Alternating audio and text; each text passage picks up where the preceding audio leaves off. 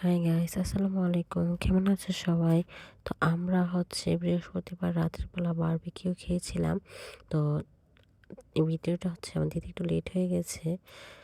তো দেখো, প্রথমে হচ্ছে আদা, রসুন, তারপর জিরা বাটা, বারবিকিউ মসলা, লেবুর রস, তারপরে লবণ, হলুদের গুঁড়া, মরিচের গুঁড়া, ধনিয়া গুঁড়া একসাথে মাখিয়ে তারপর মাছগুলোর মধ্যে মেরিনেট করে আধা ঘন্টার মতো বা ১ ঘন্টার মতো রেস্টে রেখে দিয়েছিল। এটা হচ্ছে সম্পূর্ণ প্রসেসটা আমার বড় ভাই করেছিল।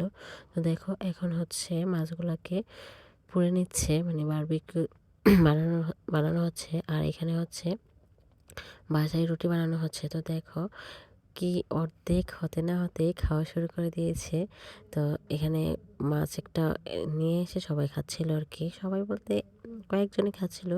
তো দেখো, ফাইনালি আমাদের রুটি আর বারবিকিউ রেডি। তো দেখো, এখন হচ্ছে আমরা খাবো। তো মাছটা এতটা মজা হয়েছিল, কি বলবো, মানে একটা নামি দামি রেস্টুরেন্টকে হার মানিয়ে দিবে এরকম মজা হয়েছিল। তো এই সবটা কিন্তু আমার ভাইয়াই করেছিল।